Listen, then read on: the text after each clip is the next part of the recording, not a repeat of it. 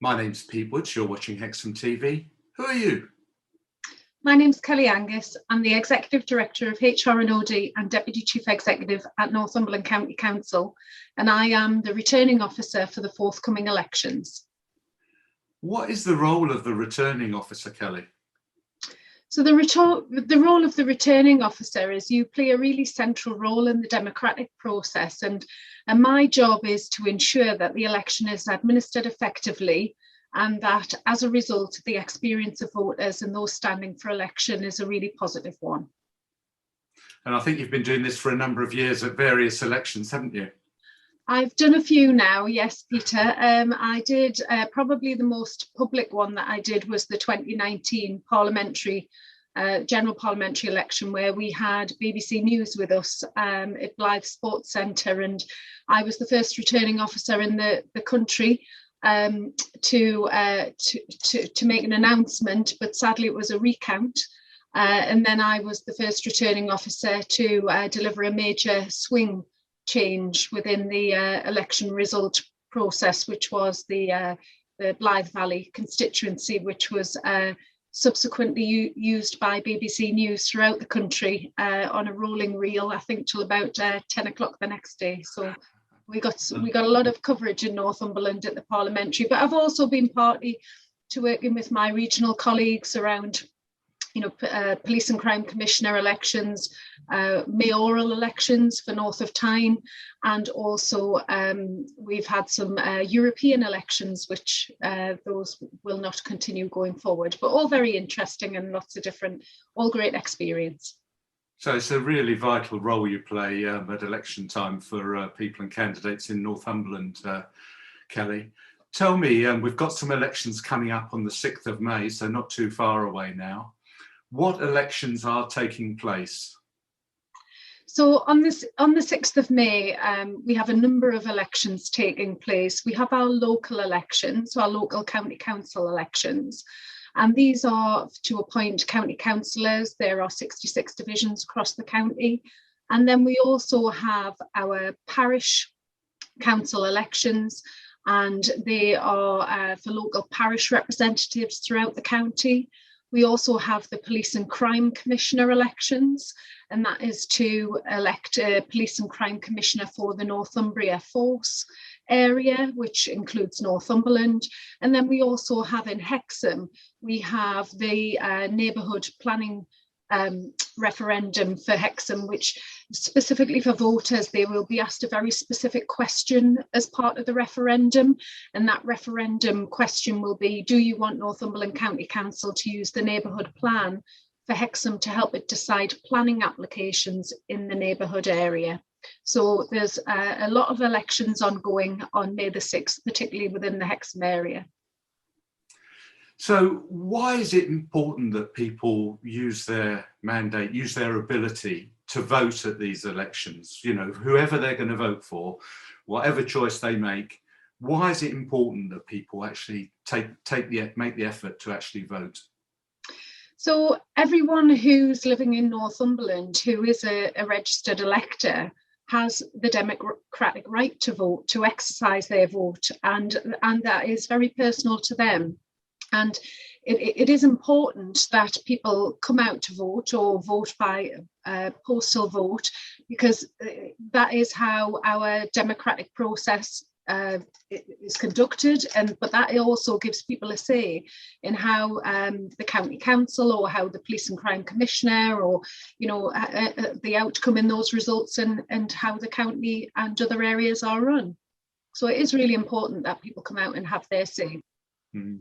And it involves decisions, local decisions and decisions across Northumberland that are really important and can include quite significant amounts of investment and funding. So, it is really important in whichever way, you want to vote at these elections, that you do take the time and go out and vote. It is potentially quite confusing though, Kelly, for the reasons you've stated, that there are so many different choices that people can make. So it's important when people go to either their polling station or they vote by post, that they take a little bit of time to make sure that they're voting for the people that they want to vote for, and don't get confused. And because sometimes people have more than one vote, don't they, for a particular, perhaps a parish council or something like that.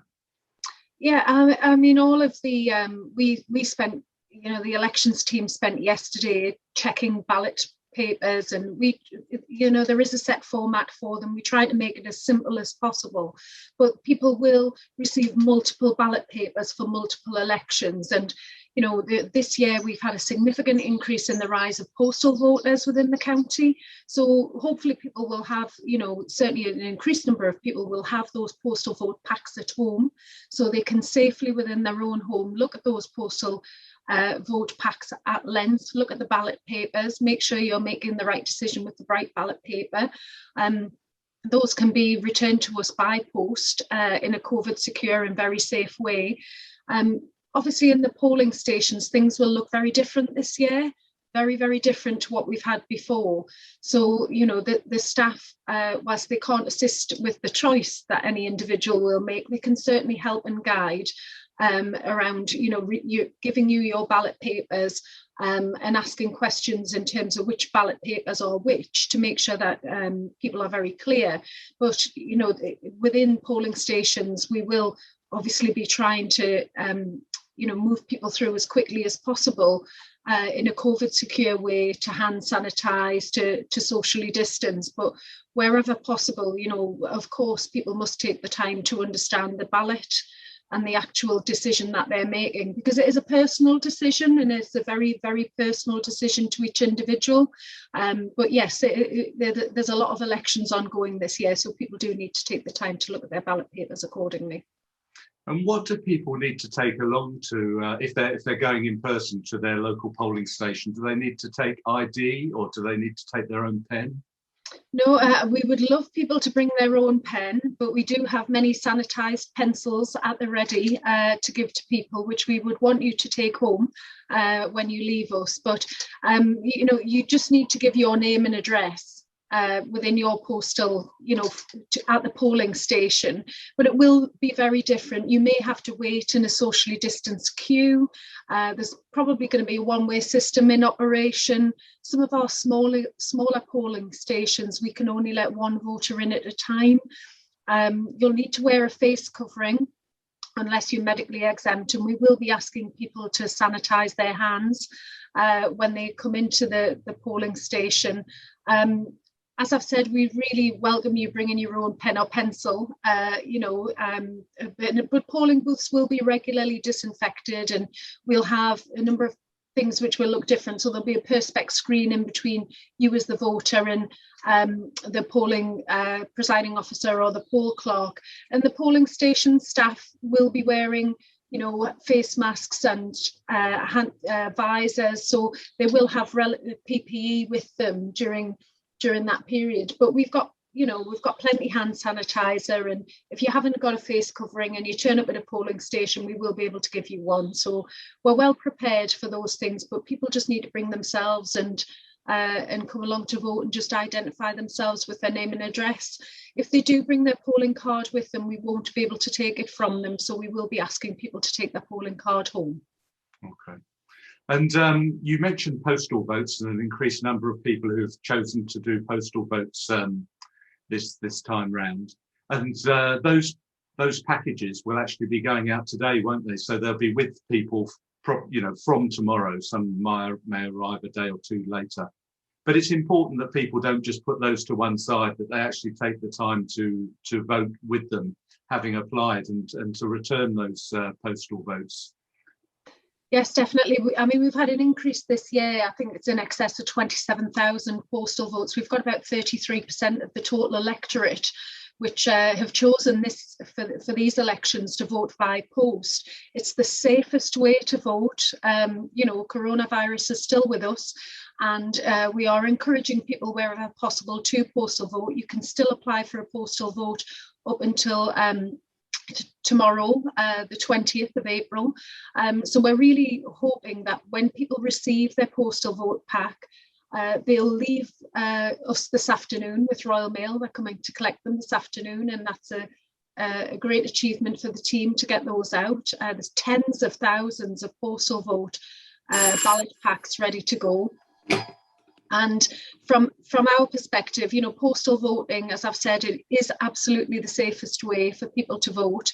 But when they do receive their postal vote pack, if they can take their time to ensure that their vote is cast correctly, but return it as early as possible, the earlier it's returned, the earlier we can process it, and it'll be ready for the ballot paper verification and count for the 6th of May.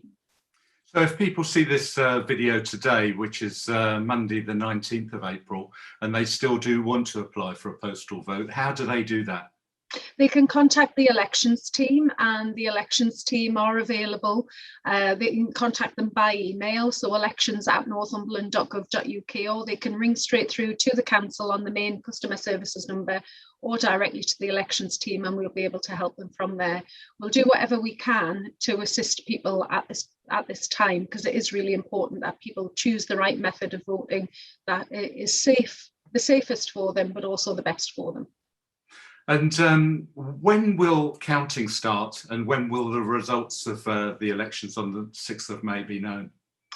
So counting will, the verification will start from 10 p.m. onwards when the polling stations close on Thursday, the 6th of May. We have made the decision to count overnight, or I have made the decision as the returning officer. We have got a really good logistical plan in place. So we will probably start with Blythe first, and then Wansbeck, and then either over to the north of the county and then the west, or vice versa. We've got very good estimated times. We can get the ballot box off Holy Island very quickly this year, so that's always a positive for us. But we will start the verification and count as soon as we can after 10 o'clock. From that, postal votes as well will already be at Blythe, ready to be verified and counted. And from our perspective, we'll make the first declarations as soon as we can. We expect that all of the results will be ready certainly by breakfast on Friday. I would hope perhaps a little bit earlier, but we'll aim to get them counted as quickly as we can. Well, Kelly, you and your team have been working really hard up to this point to make sure that the elections will be free and fair and easy for people to use, and for the public and the candidates on the 6th of May. So thank you to you and your team for all the work you've done so far, and wishing you all the best for election day and election count. And I hope it all goes smoothly. And just again to say to people, look, these are really important elections. They make a difference to your community wherever you live in Northumberland. It's important that you take time to vote in all the elections that are available if you're possibly able to do so. And it will be COVID secure and safe to do so this year, even though we're in special circumstances. Thank you, Peter. Can I also just clarify though in relation to the count?